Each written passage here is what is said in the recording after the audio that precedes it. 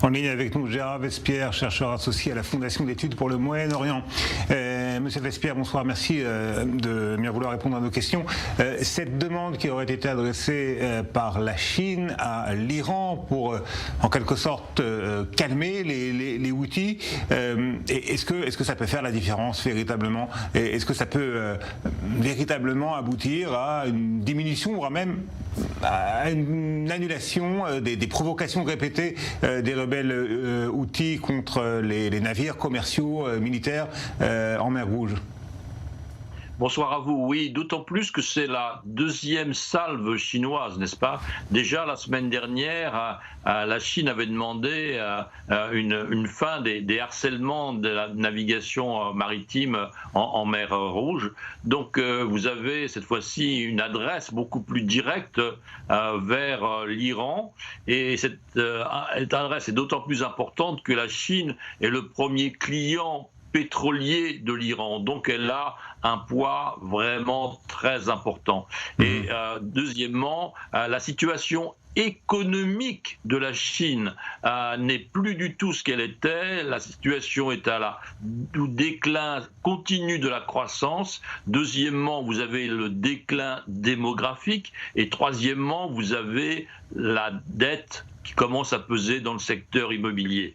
Donc vous avez cette situation dont la Chine veut s'éloigner en revivifiant son commerce international. Et là, justement, eh bien, vous avez cette situation que nous connaissons tous en mer Rouge. Donc il est vraiment très important pour la Chine que cette situation s'arrête.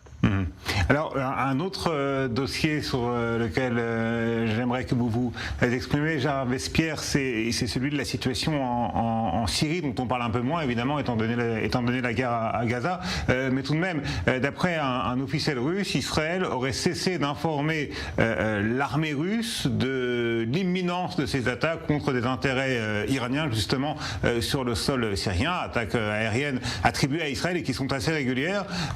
Et qu'est-ce que l'on peut penser de ce genre de déclaration?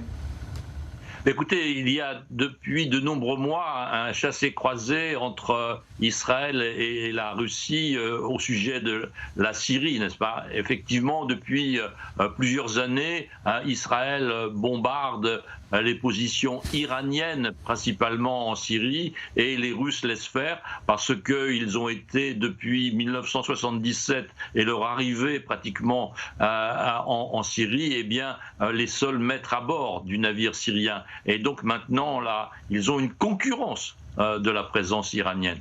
Donc il y a vraiment très subtil jeu, et le fait que effectivement des forces russes soient rapprochées du Golan très récemment, eh bien voilà, Israël a donné une réponse en maintenant peut-être en diminuant les informations. Donc il y a vraiment un enjeu important d'équilibre dans les relations russo-israéliennes autour de la Syrie.